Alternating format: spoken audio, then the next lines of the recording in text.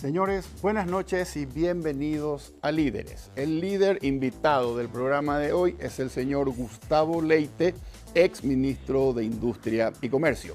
Con él vamos a conversar acerca de qué estrategias o ideas podemos implementar para que el país pueda surfear exitosamente esta crisis económica. Quiero agradecer a las empresas que nos auspician: Banco GNB Paraguay, Aseguradora Yacyretá, Sentite Protegido, Dermagloss para que tu piel muestre lo mejor de vos y Megalab, comprometidos con la excelencia. También los invito a que me sigan en mis redes sociales. En Twitter estamos adelantando todas las semanas quiénes son nuestros próximos invitados. Ustedes pueden participar enviándonos sus preguntas. Nosotros se las vamos a retransmitir a nuestros invitados. Luego de la presentación del programa, conversamos con el señor Gustavo Leite aquí en Líderes, desde los estudios de Canal Pro.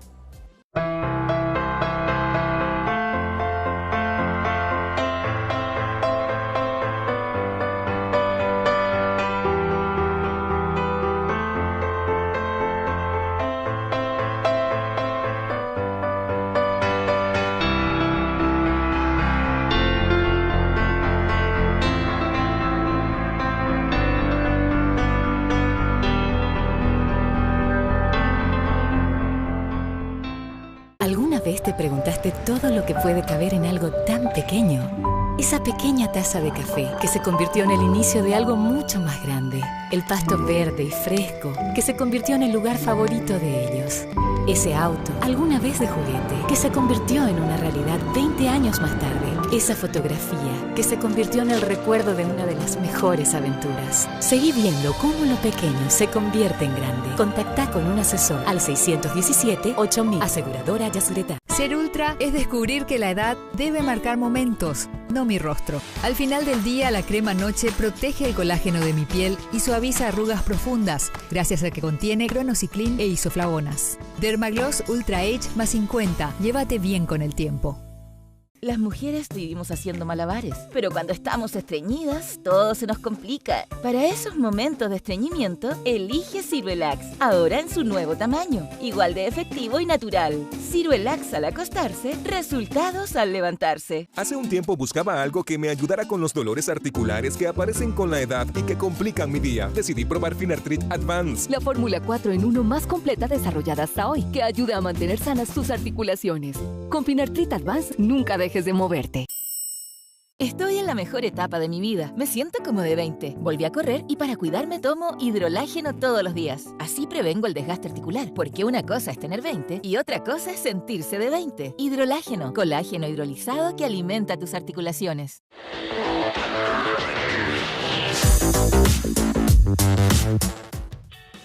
Ya estamos en compañía del señor Gustavo Leite. Gustavo, buenas noches, gracias por aceptar la invitación. Buenas noches, un gusto, gracias por invitarme. Gustavo, lo estoy siguiendo. Me está escribiendo unos ensayos en el Diario de la Nación que además se complementan con unos videos muy didácticos, muy instructivos. Los felicito. Gracias. Para empezar, me gustaría hacerle una pregunta fuera del ámbito económico, porque quiero conversar con usted más que nada sobre el plan de reactivación económica que incluye la reforma del Estado. Pero la primera pregunta que le quiero hacer es: el coronavirus empezó en un murciélago. Permiso, vamos a empezar.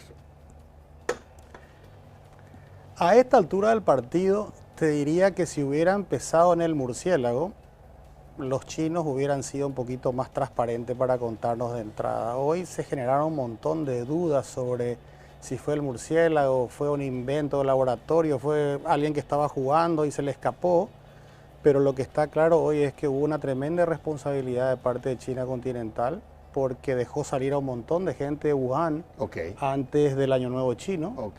Y quienes pillaron y se dieron cuenta de eso fueron de vuelta los taiwaneses, que son sus vecinos que viven al lado. El país más exitoso, además de Nueva Zelanda, ¿verdad? Y Taiwán tiene a hoy 6 muertos, 450 infectados, nunca pararon las clases, nunca paró la economía. Quiere decir que sí se puede pelear con el virus aún estando al lado, si todos los ciudadanos hacen lo que tienen que hacer para profilaxis, o sea que es una interesante experiencia esta, porque yo creo que China continental cometió un grave error. Lo que ya no sabemos es para qué estaban jugando con el virus. Yo creo que nadie ya duda hoy de que el virus se le escapó y que fueron irresponsables en la respuesta de ¿y ahora qué es lo que estaban haciendo? Y bueno, eso ya vamos a ver con el tiempo. Correcto. Gustavo, hablando de ideología económica y política, ¿esta pandemia va a generar un antes y un después? Me refiero a, ¿va a haber después de esto un postcapitalismo o una desglobalización? ¿O no es tan así? Que yo soy bastante reacio a creer en la opinología. Y la pregunta que vos me haces sería espectacular para unos cuantos amigos que yo conozco que les encanta opinar sobre algo que nadie sabe. Lo que sí sé, porque está ahí en la historia, que este escenario ralentizó completamente todas las economías del mundo. Tal vez haya una o dos que no, pero no encuentro cuál. Cierto. Y si las economías están ralentizadas y si nos damos cuenta que la esencia para vivir mejor es generar desarrollo económico, prosperidad para que derrame, entonces no hay otra salida que más capitalismo, por lógica. Porque si vamos al modelo de, y ojo, yo siempre digo, en Paraguay ya se implementó también la renta universal, solo que se llama Tecopona o se llamaba Tecopona y se le daba a las familias para que sus hijos se vayan a la escuela, para que ellos puedan comer por lo menos y para que las mamás vayan a hacerse los chequeos médicos. En otros países, y bueno, la renta universal es ya, digamos, los países nórdicos. Pero ¿con qué plata vas a dar la renta universal si ya no generas la misma plata que antes? Entonces, no hay otra salida que post-COVID, más eficiencia, menores costos, más mercado, menores impuestos, porque el mundo necesita reinventarse. Dentro de ese proceso habrá ganadores y perdedores. Estoy seguro que países que eran espectaculares dentro de 5 años, a esto los mató el COVID. Y otros países que estaban ahí, mira un poco, estos aprovecharon. Yo soy de los que cree que Paraguay está en ese grupo, de los que pueden aprovechar el COVID para dar el salto de calidad. Ahora, lo que tal vez quede de manifiesto a partir de esta pandemia sea el rol o la valorización del rol del Estado. Me refiero a los anarquistas o a los economistas más libertarios que siempre criticaron la presencia del Estado, pero ahora parece que esta pandemia va a revalorizar el rol del Estado en la sociedad. Mira, yo creo que hoy las ideologías ya fueron. Hoy hay, como las empresas, hay empresas bien administradas y bien administradas. Siempre se habla Kodak y quebró. No vio venir, se administró mal, cayó. Hay países bien administrados y mal administrados. Hay países donde hay más Estado y más totalitarismo y otros donde hay menos.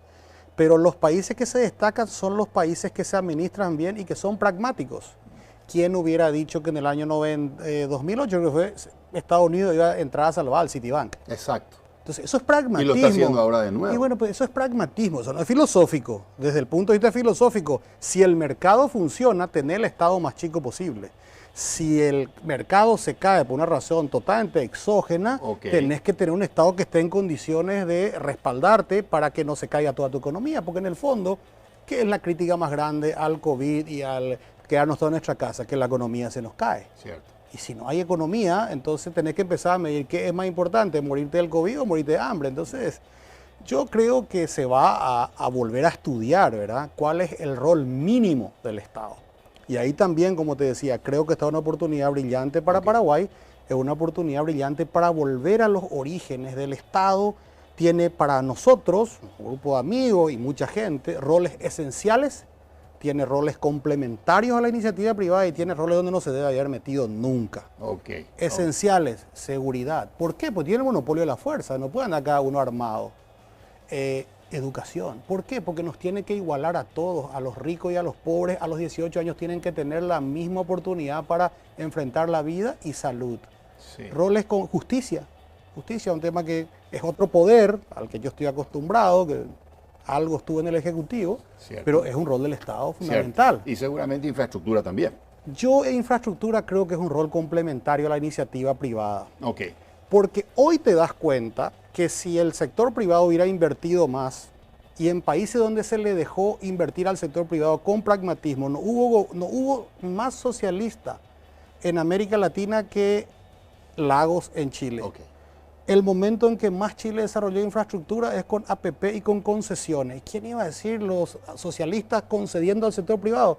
Pero Chile tiene una red de carreteras y infraestructura espectacular. Entonces, ahí es donde yo digo que el pragmatismo, si los socialistas pueden ser pragmáticos para que el sector privado invierta en infraestructura, los que no somos socialistas tendríamos que ser también pragmáticos para entender que el Estado tiene que inmiscuirse en educación, en salud de calidad pública, gratuita. Tiene que inmiscuirse en la pequeña finca familiar para que ese agricultor que está muy alejado tenga un precio justo para sus productos. Tiene que inmiscuirse en créditos blandos para que la gente tenga casa y pueda desarrollar industrias verdes, porque el mundo que se viene le va a dejar a Paraguay con una gran oportunidad, pero si no la tomamos vamos a quedarnos más atrás otra vez. Entonces es un momento de inflexión para la vida histórica de Paraguay.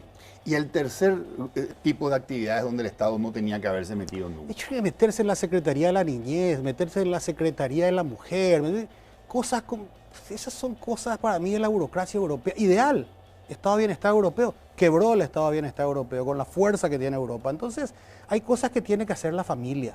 No le podemos dar al Estado el rol de la familia. La familia para mí es papá, mamá, hijos. Ok. Papá y la mamá tienen que enseñar valores. No le puedes pedir al profesor de estudios sociales que le enseñe valores a tu hijo. Le tiene que recordar los valores, le tiene que sistematizar los valores. Los valores tienen que venir de la familia. Entonces, hay ciertas cosas que tal vez quisimos paliar, como la familia del fin del siglo XX, inicio del siglo XXI, se está deteriorando. Hay ciertas ideas que no van conmigo, por lo menos. Okay. Y creemos que el Estado es el que tiene que... Y a mí me parece que no. Entonces... Pero yo soy uno, vos sos otro, Paraguay hay 7 billones como nosotros. Lo lindo es que existe un juego que se llama democracia, que cada 5 años nos lleva a las urnas para decidir cómo queremos ser gobernados o cómo creemos que queremos ser gobernados, y no podemos perder eso. Gustavo, ¿qué vamos a heredar de esta crisis? Seguramente un país más endeudado. Eso sin duda. Sin duda, un país más pobre, un país con problemas graves de caja o déficit fiscal, y además de todo eso, la situación no es favorable con respecto a nuestros dos grandes vecinos, Argentina y Brasil, cada uno de ellos con sus laberintos económicos. Heredado esto del COVID-19, ¿qué estrategias pueden surgir para surfear esta crisis y poder volver en el menor tiempo posible, subir al bote a todos aquellos que se han caído porque han perdido sus trabajos o sus comercios? Creo que hay 3 áreas de actuación. Okay. La primera es política. El gobierno, quien quiera que sea gobierno, tiene que dar señales de que esto va para adelante y de que vamos a tener un boom económico. No podemos seguir diciéndole a la gente, dentro de 5 años vamos a estar igual que como estábamos. Como estábamos era crecer a 0. Año pasado. Y claro, cuando estábamos, ¿cuándo? Pero si vos dentro de 5 años creces a 0, perdiste 10. Entonces, señal política. Señal política quiere decir credibilidad de las autoridades. Señal política quiere decir confianza para que el que tiene resto invierta. Y hay N cosas que podemos ver después. La segunda cosa que para mí... Antes de pasar a la segunda cosa, sí, en una escala de 1 al 5, en esto que... Señal política. 5. Si no hay 5, ¿por qué el sector? Yo siempre hablo. Inversión. ¿Cuál es el componente de inversión en el PIB? 20% más o menos en Paraguay histórico. 8.000 millones. El Estado invierte 1, el sector privado invierte 7.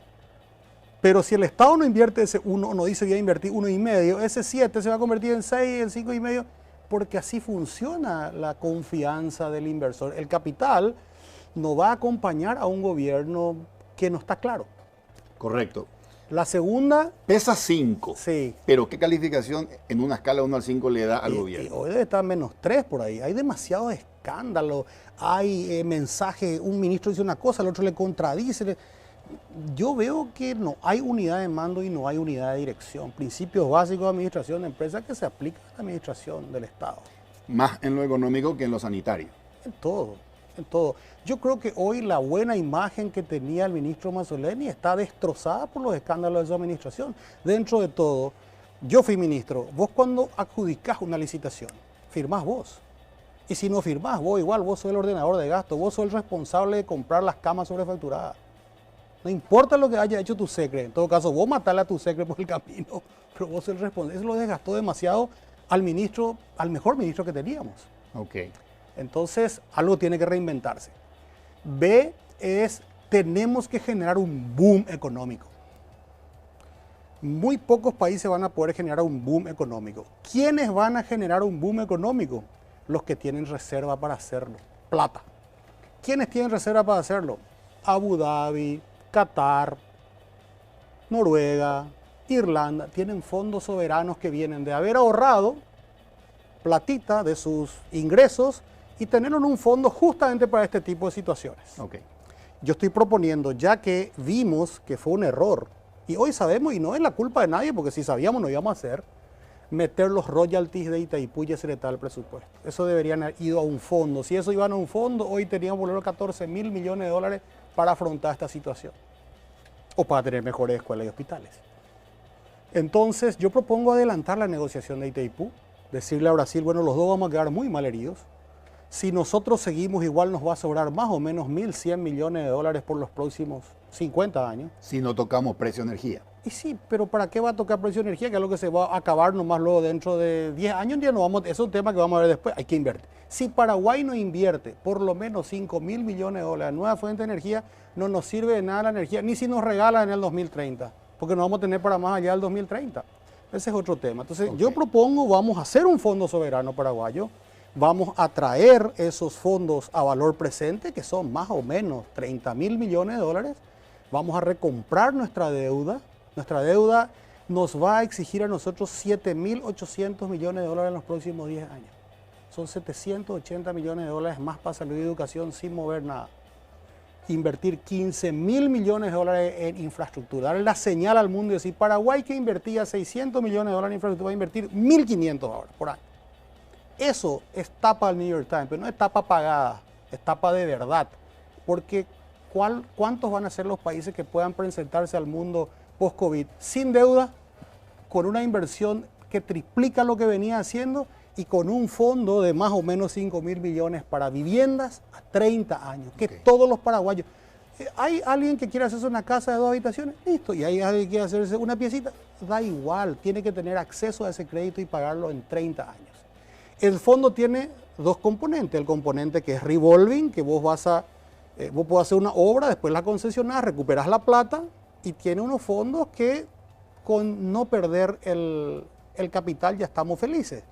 Yo estaría feliz que se devuelva toda la plata de los créditos, que haya industria. Yo haría un fondo industrial a 30 años a inflación más 1 para todas aquellas industrias nuevas que vayan a alimentar aquellos mercados súper innovadores. Yo no le daría esa plata al que va a hacer, disculpa, a lo mejor van a jugar conmigo mis amigos ganaderos. Yo no, para un nuevo frigorífico no. Para hacer harina de soja, no. Para hacer algo súper innovador, para hacer tecas, para hacer cosas que el mundo tiene alto valor agregado. Y después, sin duda, tenemos que poner plata en la mano de la agricultura familiar, de la mano de altísima tecnología. Y yo miro y veo, porque alguna vez me involucré, había un problema del precio de la mandioca en repatriación. Seguramente nos está viendo nuestro amigo de repatriación. Y el presidente Carter nos envió a mí y al ministro Gatini a ver qué es lo que estaba pasando, porque había... Y llegamos ahí y la mandioca que se vendía en el supermercado a 1.000 guaraníes el kilo, le pagaban a ellos 90. Y es la misma mandioca. No puede haber 1000% de margen. Algo está mal. El intermediario. Entonces el Estado ahí tiene, ¿qué hicimos? Le llevamos al gerente de compra del supermercado a repatriación. Ok. Jorge Torales y su esposa, que son líderes naturales, nos acompañaron, hicimos una Tiguazú, mucha desconfianza. ¿Qué logramos? Que le paguen 410 guaraníes por kilo previo al embarque. Con la boleta de depósito venían a retirar la mandioca. Ese agricultor 5 veces más y el supermercado tenía los mismos márgenes porque igual el intermediario le vendía a 400 o a 500. Entonces, hay cosas donde todavía podemos ser más eficientes con el rol del Estado. Y sin duda, el tercer tema es la reforma. La reforma, ¿qué es lo que es la reforma? Eso tenemos que entender. La reforma no es cortar costos o cortar gastos solamente. Antes de hablar de la reforma, porque este es un capítulo muy, muy especial, quiero volver a este tema del boom económico. Y decía ministro Gustavo, ex-ministro, es muy importante tener dinero para poder impulsar. Entonces, yo estoy proponiendo lo que denomino, corríjame si anoté mal, Fondo Soberano Blindado. Y habló de que ese Fondo Soberano estaría necesitando aproximadamente 30.000 millones de dólares. Perdón, el fondo puede hacerse con 2, con 3. Creo que la señal para Brasil. Correcto. Para Brasil no es lo mismo 1.000 millones que 30.000 millones. Tal vez Brasil por 30.000 millones te atienda al teléfono. Son diferentes escalas, tenemos que entender que ellos son. Así mismo. Y para nosotros y para el mundo, Paraguay con 30.000 millones de dólares, 30 veces más el monto de su máximo pico de inversión pública. Paraguay es un jugador con 30.000 millones en la mano en la señal para el mundo. Exacto. De esos 30.000, decía usted, punto número 1, repagar o recomprar nuestra deuda para que el presupuesto anual que le destinamos a pagar capital e intereses directamente vaya a salud y educación. Ahí estás hablando de más o menos, en deuda de la administración central estaremos casi 9.000 millones de dólares. Correcto, correcto. Y también decía destinar de este Fondo Soberano Blindado 15.000 millones de dólares para obras de infraestructura. Incluido infraestructura eléctrica, nuevas centrales, en sociedad con el sector privado o no. Correcto. El fondo en lo que es infraestructura tiene que recuperar su capital y ganar plata. Ok.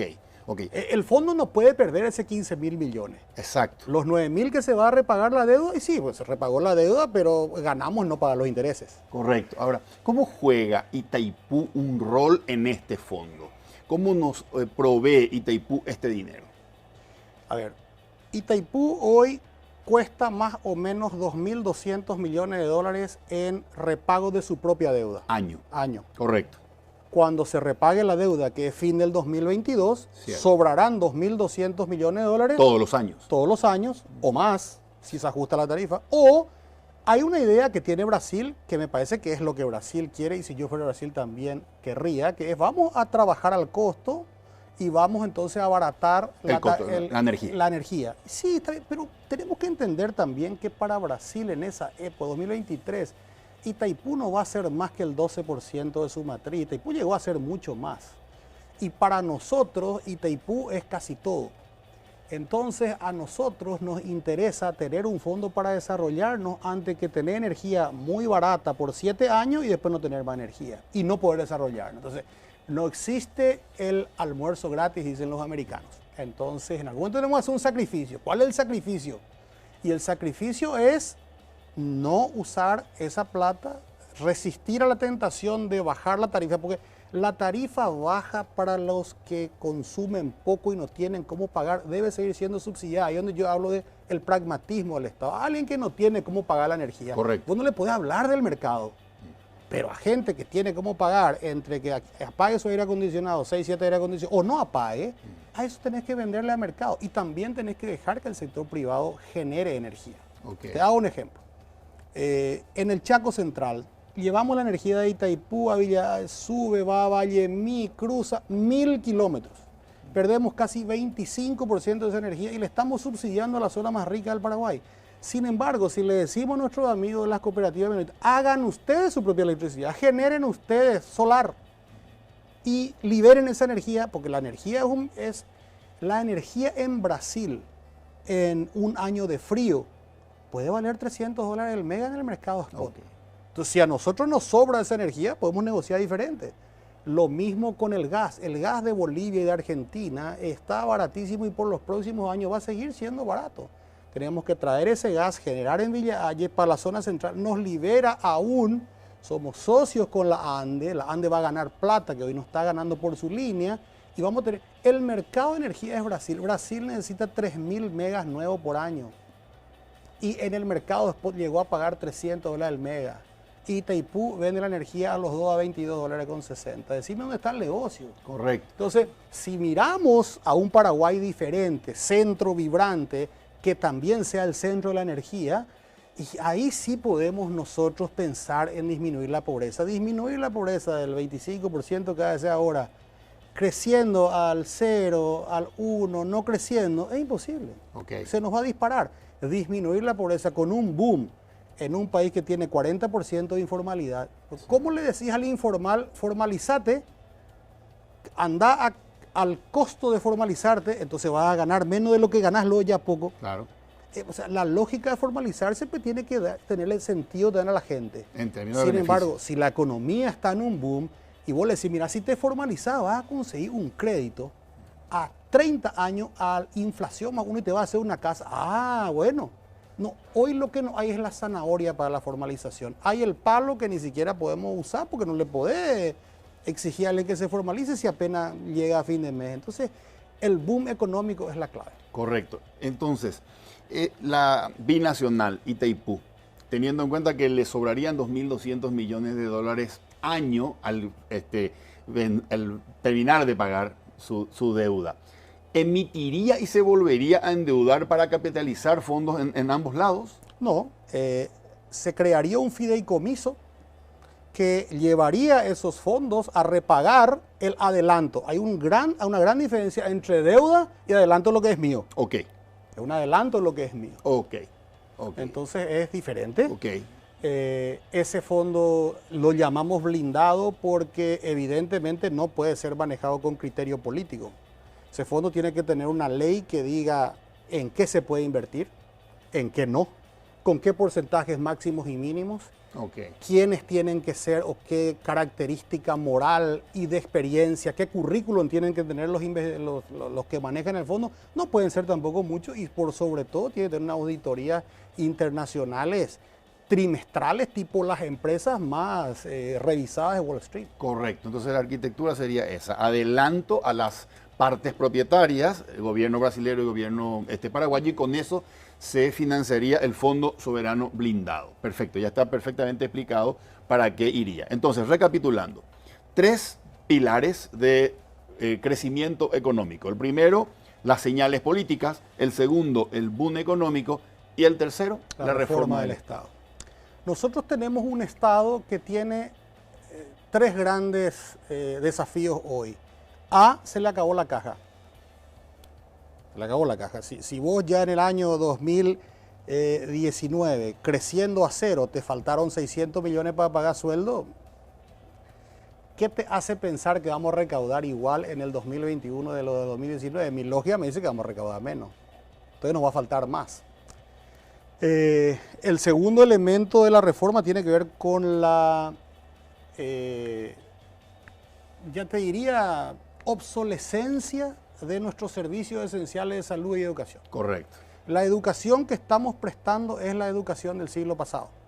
Y la educación que necesitamos prestar es la educación del 2030. Y hoy, países que eran más pobres que nosotros hace 50 años, tipo Taiwán, Corea, Singapur, tienen una supereducación.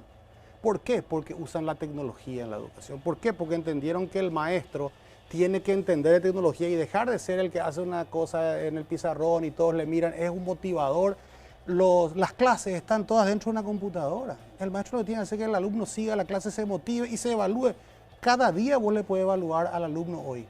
Entonces, dejar de lado lo que ya no funciona y meternos a eso.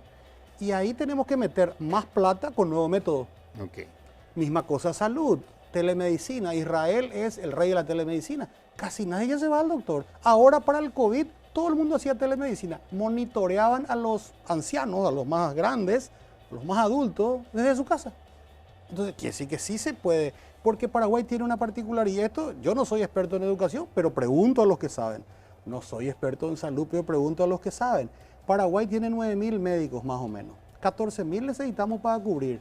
¿Y qué, cómo vamos a hacer? ¿Cómo va a inventar un médico en 3 años, en 2 años? Un médico de 10 años por lo mínimo, ¿verdad? Entonces tenemos que ir a la tecnología y que los mejores médicos puedan ver a más gente. Correcto, a través de la tecnología. Tenemos que ir a un sistema de salud que vos elijas dónde te vas a ir, y si te vas al hospital privado, igual el Estado tiene que dar un arancel. Pues, ¿cuánto cuesta quitarse un diente? ¿Cuánto cuesta una apendicitis? ¿Cuánto cuesta un tumor? Bueno, y ya está. ¿Y vale más plata? Sí, vale más plata, pero tiene sentido invertir. Entonces ahí viene de dónde va a salir la plata. Los primeros 780 van a salir de la deuda que ya no tenemos que pagar. El resto va a salir del incremento de las recaudaciones una vez que hagamos el boom económico. Okay. Y después te diría que la tercera ola que viene de frente es la... Estábamos mirando, no sé si vos sos familiar con los objetos del gasto. El 200, 300, 400 y el rubro transferencias. Ahí fácilmente se puede bajar 500 a 600 millones de dólares. Quiere decir que recomprando la deuda, retocando el rubro 200, 300, 400, que no es tocar personal todavía, podemos nosotros ir a déficit cero en el 2022. 2022. El 2021 todavía va a ser poquito duro, pero tiene que haber un escenario que el gobierno te tiene que mostrar, este es mi plan de 5 años para llegar aquí. Entonces, ahí vienen las siguientes reformas. Yo siempre digo que la reforma del Estado depende de una persona, depende del presidente de la República. El presidente de la República manda todos los años, a comienzo de septiembre, el presupuesto. Si el presupuesto va con recortes que indican reforma, no veo nadie en el Parlamento que se anime a alzarlo. No va a sobrevivir políticamente. Entonces, está en manos del presidente. Y la otra cosa que siempre vemos, ¿por qué hay rubros que tienen 90% de ejecución y rubros que tienen 30%? Porque el ministro de Hacienda mete mano en el plan de caja. Claro. Entonces, el presidente de la República y el ministro de Hacienda no necesitan ninguna otra ley. Con el presupuesto y con el plan financiero, el plan de caja pueden llevar adelante la reforma. Si eso ocurre, quiere decir que el Ejecutivo se reforma. Si el Ejecutivo se reforma, la señal para el resto va a ser muy fuerte y va a ser inatajable la reforma. Y ahí sí nosotros vamos a tener un Estado que tenga más maestros, mejores capacitados, más personal de blanco. Y te digo, el tema de la semana, mi artículo del jueves. ¿Qué yo digo? En educación, en el año 2019 invertimos o gastamos 1.010 millones de dólares. Si la esencia son los maestros, 720 nomás se fue a los maestros. Un maestro de 2 turnos gana 4.300.000. Entonces, ¿cómo lo motivas a ese para que sea a cargo de tu hijo? Y el resto, la burocracia lleva 700. O sea, 35% de la educación se va en la burocracia. Hay que cambiar y ahí te sobra otra vez plata. O sea, cuando vos empezás a jugar y ponerle a la gente primero, te va a sobrar plata. ¿Va a ser fácil? No. ¿Va a ser duro? Durísimo. ¿Va a tener puteada de todo? Sí, pero ¿cuál es la opción? La opción es no hacer y vamos a estar peor. Entonces, porque, solo te digo, las señales políticas tienen sus momentos. Mucha gente me pregunta, ¿y por qué ustedes no hicieron cuando? Bueno, hay una explicación. Yo fui un funcionario de alto nivel 2 veces, como secretario de Planificación, 98-99. Cierto. Y nosotros en ese entonces, con el liderazgo del ministro Dol en Hacienda, cortamos 10 millones de dólares por mes de gasto superfluo y liberamos a 25.000 funcionarios públicos, sin que corra sangre, ni se puede, hay que hablar, hay que trabajar. Okay. Entonces, yo fui parte de un gobierno que inició la telemedicina, el gobierno del presidente Carter. Fui parte de un gobierno que inició la educación inicial temprana, K3 y K4, con la ministra Lafuente. Y mirá lo que le costó a la ministra Lafuente enfrentarse a toda una estructura. Pero hay que hacerlo, porque el no hacerlo es lo que tenemos ahora. Yo fui parte del único gobierno de los últimos 20 años, no, 15 años, pues empezamos en 2013, que bajó la cantidad de funcionarios públicos. La administración Cartes bajó en 11.000 el número de funcionarios de la administración central. Y le costó a Santibáñez la elección interna, sí le costó, pero lo hicimos, quiere decir que sí se puede. Entonces, vos hablabas antes de las próximas generaciones para mí ya es mi nieto. Entonces, correcto, estoy ya en otra etapa, quiero lo mejor para mi país, no importa quién es el presidente y quién no es, pero el que sea tiene que hacerlo. Y la sociedad civil tiene que reclamarle que lo haga. Correcto. Y en eso estamos. Gustavo, este año cerramos con un déficit fiscal seguramente entre 5 y 6% del tamaño de la economía. Posiblemente eso no se pueda revertir de un año para otro, quiere decir año 2021.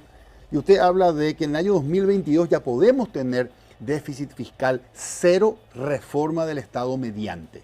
Y si no se reforma el Estado, es imposible. Es imposible. Imposible porque salirse del rojo. Y te voy a explicar por qué. Hagamos números nomás. En el año 2019 se recaudó entre tributos internos, aduaneros, 4.000 millones de dólares.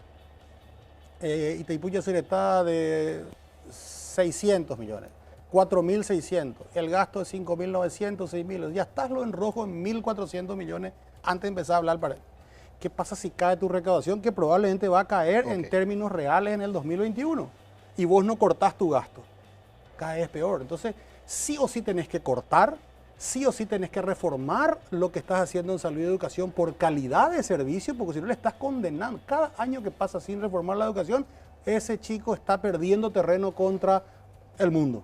Y después sí o sí tenemos que ir a un fondo que nos asegure nuestro boom económico. Sin boom económico. Y sí, es importante hacer todos los esfuerzos, pero nos vamos a quedar atrás de vuelta. Ok. ¿Cree usted que es necesario tener un ministro de reforma? Yo creo que es necesario tener una persona con fuerte liderazgo político a cargo de la reforma. Se puede llamar ministro, se puede llamar coordinador, se puede llamar jefe de la tarea, da igual. ¿El ministro de Hacienda no es esa persona? No tiene tiempo. Si el ministro de Hacienda va a ocuparse de que no le metan goles todos los días en la recaudación, no puede ser. Tiene que ser alguien que haga solamente eso 24 horas al día y que trabaje en línea directa con el presidente. Pero el ministro de Hacienda puede iniciar la reforma mandando el presupuesto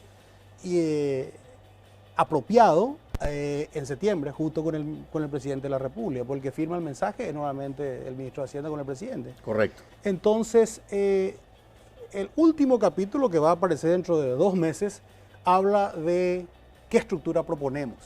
Cuando ya hablamos desarrollado todas las nuevas Fuerzas Armadas, seguridad, los motores para el desarrollo, el último capítulo de sus videos ensayos y de sus artículos. De los artículos. Correcto. De los ensayos. Estados Unidos, 320 millones de habitantes, tiene 13 ministerios. ¿Por qué nosotros tenemos 15? Más, según lo que decía el ministro de Hacienda, 90 instituciones. Secretaría con rango de Cuando ministerio. estábamos con el presidente Carter eran 68. Cada vez hay más ministros. Cada ministro es auto, chofer, gabinete, unidad ejecutora. Nosotros proponemos no más de 15 unidades, ninguna redundancia. No puede haber 7 instituciones haciendo pozo de agua. Eso no se puede más dar. Una gran unidad de compra. El gobierno central solamente compra más de $1.000 millones al año. Y la Dirección de Contrataciones Públicas tiene que supervisar a 460 unidades ejecutoras. Imposible. Ok. Entonces, hay ciertas cosas que sí se pueden hacer rápido. Eso es un decreto. Racionalícese, hágase, créase, voluntad política. Ok. Gustavo, dentro de estos 3 pilares para generar una reactivación económica, el primero es la voluntad política y la capacidad de emitir señales que inspiren confianza, marcar la cancha y mostrar la hoja de ruta. En una escala de 1 al 5 le pregunté qué calificación le daría al gobierno y me dice -3, más que aplazado. ¿Qué hubiese hecho diferente usted?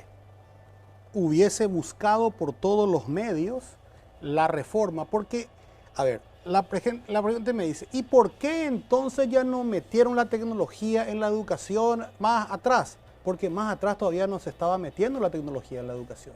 ¿Por qué los aviones antes tenían hélice y después tuvieron turbina? Y bueno, porque el desarrollo de la tecnología. Entonces, a vos te toca pelear con las armas de tu tiempo. Y hoy está evidenciado que ya no podemos seguir con el mismo modelo y que ya hay modelos alternativos basados en la tecnología que son mucho más eficientes y a la larga más baratos en educación y en salud. Entonces, eso es lo que se tiene que hacer. La otra señal es, si vos le pediste a todos los paraguayos que se queden en su casa, que ahorren, que no gasten, vos tenés que hacer lo mismo como señal. Porque, te digo, 500, 600, podemos hacer todos los números. Okay. Se pueden dejar de gastar y no va a pasar absolutamente nada en la calidad del servicio. No va a pasar. Y después buscar un modelo de desarrollo que busque el boom. A mí me parece que este gobierno está buscando la menor cantidad de muertos posible por coronavirus. Si en el proceso la economía se tranca, bueno, la destrancaremos y vamos a hacer lo que siempre hicimos nomás. Y yo creo que para estos tiempos no es suficiente. Correcto, correcto. Se habla mucho en los medios en este momento acerca de lo lento que está circulando el crédito. Conste que las condiciones aparentemente son favorables para que los bancos presten dinero. Me estoy refiriendo al Banco Central, al flexibilizar los requerimientos regulatorios, disponibilizó efectivo, liquidez. Por otro lado, el gobierno pone el FOGAPI, el Fondo de Garantía de la República, para de alguna manera darle tranquilidad. Si la persona que retira el préstamo no paga, yo voy a cubrir hasta un 80 o un 90%. Aún en esas condiciones, no está circulando con la celeridad que debería circular para que la economía no siga cayendo y no se sigan perdiendo fuentes de trabajo.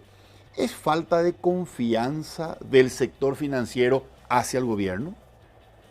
Es una pregunta muy compleja, pero tenemos que entender cómo funciona el banco. El banco toma la plata de Federico para prestársela a Gustavo. Una parte de tu plata la deja en el Banco Central, ahora casi no tiene que dejar nada. Ok, Gustavo tiene que convencerle al banco que le preste la plata de Federico porque a Gustavo le va a ir bien en algo. Cierto. Si no hay consumo y no hay crecimiento económico, salvo que Gustavo venda droga, no le va a ir bien. Por eso que hablo del boom económico. Pero ¿qué puede pasar si Gustavo no paga? Si Gustavo no paga, el banco no va a tener la plata de Federico cuando Federico le vaya a decir, mi ahorro. Entonces el banco tampoco puede dar nomás la plata, porque aunque le dé la plata que le da el gobierno, igual el gobierno no le vaya a requerir a Gustavo, le vaya a requerir al banco. Entonces, ¿qué es lo que tenemos que lograr? Boom económico para que haya más sujetos de crédito. El FOGAPI, espectacular la iniciativa. Y mira, yo tengo mis dudas, creo que se va a mover y creo que la mitad de la gente que tome crédito para pagar sueldo se va a fundir y vamos a perder el FOGAPI. Y bueno, son parte de los daños colaterales que hay en la desesperación de hacer algo. De vuelta, credibilidad. Segundo, dinamismo económico inusitado. Tercero, reforma del Estado. Yo tuve una experiencia maravillosa con un hombre que ya murió, el presidente del China Trust, el señor Jeffrey Koo, cuando fui a negociar el famoso crédito chino. ¿Operó ese banco aquí? Sí, operó aquí. Operó aquí. Y después de N negociaciones, que fueron negociaciones con un tinte muy político, si no hubiera sido el ok y el guiño del gobierno de Taiwán, no hubiéramos conseguido emitir al LIBOR +1 en Nueva York con 5 años de gracia, ¿verdad? Era imposible. Y el señor me dice, ¿ustedes quieren en Paraguay traer inversión extranjera? Sí, en Taiwán eso es lo que a nosotros nos dio el despegue, Estados Unidos nos ayudó muchísimo, pero ustedes tienen que pensar, primero estabilidad política, regla número 1. ¿Hay estabilidad política en Paraguay? Debemos preguntarnos sin mentirnos. Regla número 2, visión de desarrollo, reglas estables en el tiempo. ¿Tenemos eso hoy aquí? Hay unos locos que dicen que hay que subir el impuesto.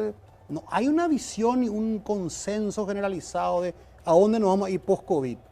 Y tercero, me dice él, y ahí tienen que tener una generación que le importe más el país que su negocio y se pongan a trabajar. Y ninguna de las tres cosas no están presentes hoy. Entonces, ¿por qué hoy tenemos que ser nosotros optimistas de que la mano invisible va a arreglar Paraguay?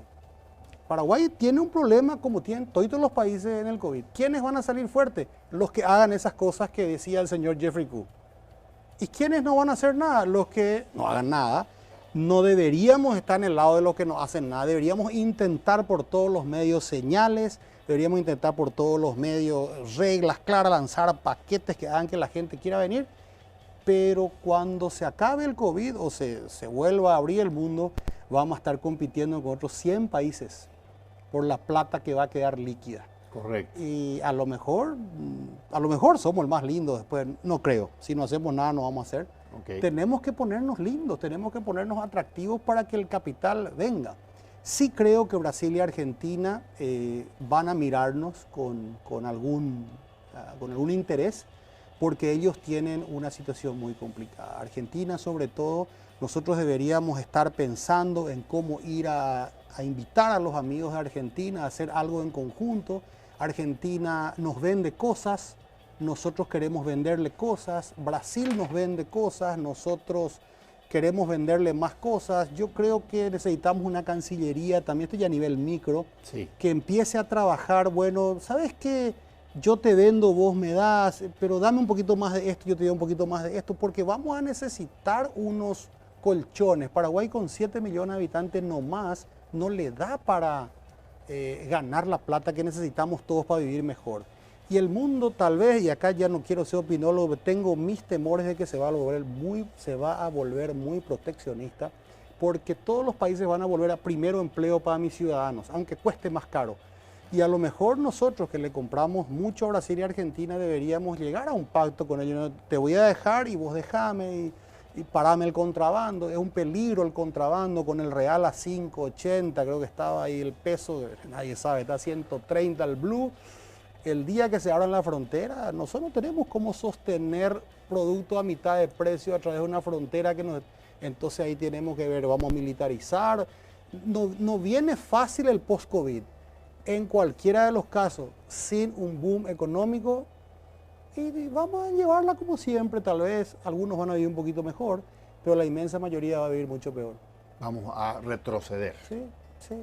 Este año, según Banco Central, la economía va a crecer menos 2,5%. Retracción. Sin señales claras de cambio. El año que viene ya es año de rebote, ya son números positivos. Y rebote va a haber porque vos bajaste, pues. Correcto. Si vos bajaste al subsuelo y te subís al entrepiso, ya subiste. Cierto. Pero bueno, nosotros en el tercer piso queremos estar. Ese es el problema. Entonces, nos van a mentir siempre con que somos el país que menos decreció. Y le vamos a decir a doña Juana, toma el artículo del diario, estamos mejor que Argentina, doña Juana. Y Estoy de acuerdo. doña Juana tiene que ir al supermercado. Ok. Entonces, no es suficiente, es importante, pero no es suficiente. Entonces, hoy llegamos al punto en que, creo que es la quinta vez que ya siento tu programa y le pido mil disculpas a toda la audiencia, tenemos que generar un boom económico. En economía, si vos crees que te va a ir bien, te va mejor. Y si crees que te va a ir mal, te va muy mal, te va peor. Ok. Y eso depende exclusivamente ahora, para dar ese salto, de las señales políticas. Correcto. Gustavo, cuando era ministro de Industria y Comercio en el gobierno del presidente Horacio Cartes, este tema entre la Cámara Paraguaya de la Carne y los productores pecuarios, de mirar a China con ciertos ojos expectantes respecto a lo buen negocio que puede ser para nosotros venderle carne, ¿ya se conversaba cuando usted era ministro? Sí, se conversó mucho. A raíz de eso ocurrieron dos cosas. En primer lugar, Paraguay hoy tiene 3 grandes mercados abiertos en teoría. Ok. Mercosur, donde no hay aranceles, pero sí hay barreras arancelarias, pararancelarias, que te inventan de repente, pero en general, libre mercado. Unión Europea vía SGP Plus, Ok. y ahora el acuerdo que ese también va a dormir seguramente alguito, porque no creo que Irlanda, Francia, Polonia empiecen a apurar. Correcto. Y el tercer mercado abierto es Taiwán. So, llegamos a un acuerdo con Taiwán en el 2017, en el que Taiwán nos otorgó 54 productos industrializados para ingresar a 0 arancel. Y cuando mirás el valor de esas importaciones son 2.000 millones de dólares de productos industrializados, manufacturados. ¿Los estamos aprovechando? No creo todavía, falta, va a llegar. Y uno de los temas que se habló siempre fue carne.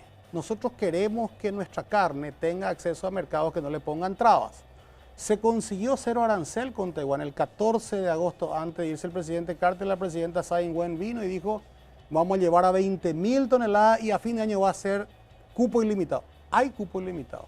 La carne paraguaya recibe 4.700 dólares por tonelada.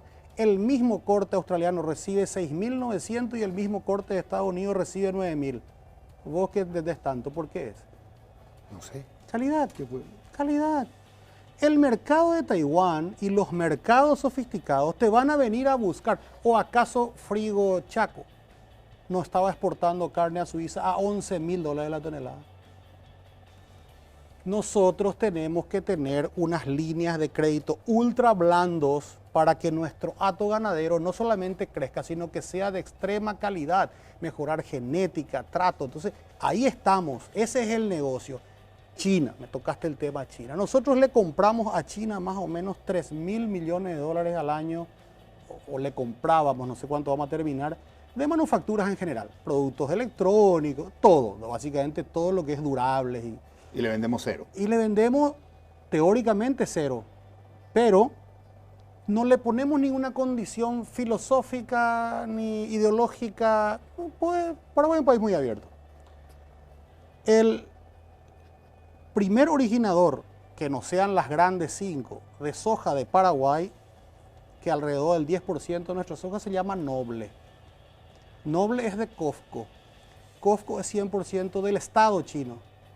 China está acá. Entonces, no podemos porque necesitamos relaciones para que China invierta. ¿Qué vamos a necesitar? Bolas, si están acá y generan 10% de nuestra soja. Syngenta, probablemente el líder en defensivos agrícolas, está acá, es de China, es del Estado chino. Entonces, nosotros no podemos ser chantajeados por un país mucho más grande que nosotros de rompan con Taiwán y les abro mi mercado, porque seríamos indignos, seríamos un muy mal amigo y seríamos una bombacha veloz, por decirlo así. Y después tenemos que mirar qué le pasó a los que rompieron con Taiwán y se fueron con China. Mira cómo está Costa Rica, no logró nada. Y mira cómo están los exportadores de carne de Argentina y Uruguay cuando China les cambió las condiciones a fin del año pasado. Casi quebró la industria frigorífica. Entonces, yo soy de la teoría que China es muy importante siempre y cuando ellos nos otorguen reciprocidad. Okay. Nosotros les abrimos, ustedes nos abren. Bueno, y eso se discute en la OMC. Pero en la OMC, para China nosotros no existimos, y te cuento una anécdota que me tocó a mí como ministro de Industria y Comercio. Hubo un caso de dumping, una denuncia de dumping. Se hizo el proceso y teníamos que notificar a China porque la involucrada era una empresa china. Nuestro representante en Ginebra ante la OMC fue a llevar la carta para iniciar el proceso. No la recibieron, no le pusieron el sello de entrada. Porque esa es China, China es imperio, China le gusta pelearse con Estados Unidos, con Rusia, con Europa. Nosotros siempre vamos a hacer una cifra, el ratón nos puede pelear con el león, porque el león le da un cachete. Entonces, sí es cierto, si se dan las condiciones, no tenemos con quién reclamar tampoco. Preguntarle al uruguayo a quién le reclamaban su carne, que le dejaban colgado $2.000 por tonelada menos. Entonces, yo sin embargo creo que nosotros tenemos que apostar a más calidad, más mercados sofisticados que paguen mejor, ir a abrir los mercaditos nichos. La Universidad de Cornell, a través de un gran trabajo de nuestro embajador en ese entonces, Germán Rojas, sí, nos hizo un estudio para nuestra carne y dijo, no, olvídense de los grandes, ustedes vayan a nicho aquí, aquí, aquí. Yo no sé si están haciendo eso, nosotros dejamos eso ahí y dejamos un mercado de carne abierto en Taiwán. Te di los precios. Okay. ¿Por qué nosotros, en vez de llorar, no nos ponemos a trabajar en una mejor calidad uniforme? Si tenemos 14 millones de cabezas, y bueno, que esas 14 millones de cabezas sean ultra premium, y nosotros vamos a cobrar lo mismo que Australia por lo menos, y eso es una diferencia de casi $3.000 por tonelada, lo que vendemos hoy en Taiwán. Y si Taiwán lleva buena calidad es porque es buena, porque el taiwanés es sofisticado en su comida. Quiere decir que Europa nos va a pagar mejor. ¿Por qué Europa nos paga menos que Argentina? Dicen la Hilton, sí, cierto, pero sacás la Hilton menos los aranceles. Nosotros tenemos un castigo aún por calidad. Nosotros tenemos que hacer que ese castigo sea cero y que seamos un país de alta calidad en carne. Y eso es lo que nos falta, no es automático, hay que trabajarlo. Correcto. Depende muchísimo del crédito blando, más a favor de lo que estuve pregonando. Correcto. Antes del Fondo Soberano Blindado, porque si yo me calzo contra la plata que ya tengo, entonces ya no tengo el problema, pues yo no le puedo decir de vuelta a la historia del banco. Federico le entregó al banco a la vista su ahorro. ¿Cómo él me va a prestar a mí a 30 años? ¿Cómo el banco me va a prestar a mí? Entonces lo que necesitamos es el fondeo a largo plazo. Correcto. Y el fondo provee eso. Ministro, tenemos que hacer, perdón, Gustavo, exministro, por favor. Tenemos que hacer una pausa y a la vuelta de la pausa cerramos el programa y quiero pedirle lo siguiente. Vamos a cerrar con la siguiente pregunta. Le voy a dar una lista de actuales ministros que integran el gabinete del presidente Mario Abdo y usted me dice quién cree usted que se debe quedar y quién cree usted que debe salir. ¿Le parece bien? Claro. Hacemos una pausa y ya regresamos para cerrar el programa con el señor Gustavo Leite, quien nos va a decir de los actuales ministros del presidente Mario Abdo, que integran el gabinete del presidente Mario Abdo, quiénes el señor Gustavo Leite los dejaría y a quiénes lo cambiarían. Ya regresamos.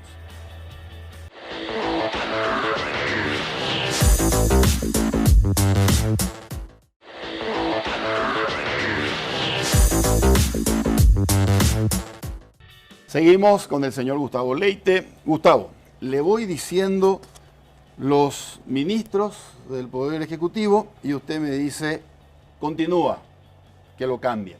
¿Le parece bien? ¿Ah? Ministro de Hacienda. Te puedo plantear una dinámica diferente. Sí. No soy quien para hacerlo, pero sí me pongo en el papel de la inmensa mayoría de la ciudadanía. No es momento de calificar ministro por ministro. Acá se necesita un cambio radical. Entonces, sean buenos o sean malos, la ciudadanía dice que estamos peor.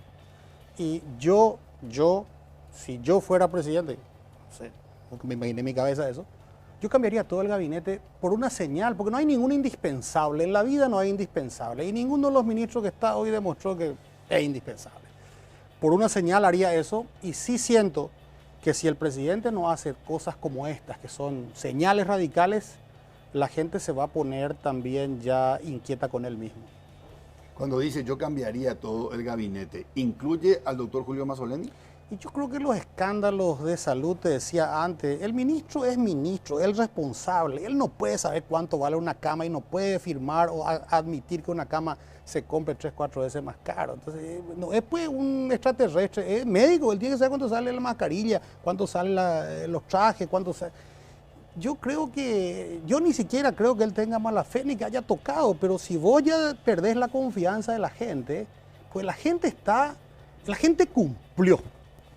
Cumplimos la cuarentena y de repente nos damos cuenta que hoy los médicos no tienen nada y encima unos escándalos y unos fatos que quién sabe dónde van a terminar. No solamente ahí, en nada. Entonces yo creo que la señal que se debería dar a la gente, borrón y cuenta nueva, se van toda a su casa, vamos a traer un nuevo gabinete, vamos a anunciar unas medidas espectaculares, vamos a anunciar el boom económico. Eso es lo que necesita la gente, esperanza. Gustavo, ¿qué está leyendo en este momento? ¿En este momento? ¿Qué libro está leyendo? ¿Qué libro estoy leyendo? Estoy leyendo una novela de Frederick Forsyth por segunda vez que se llama The Afghan, El Afgano. ¿Está releyendo? Estoy releyendo. Un gusto conversar con usted. Gracias a vos. Muchas gracias, Gustavo. No, un gusto. Señores, esto fue Líderes. Buenas noches.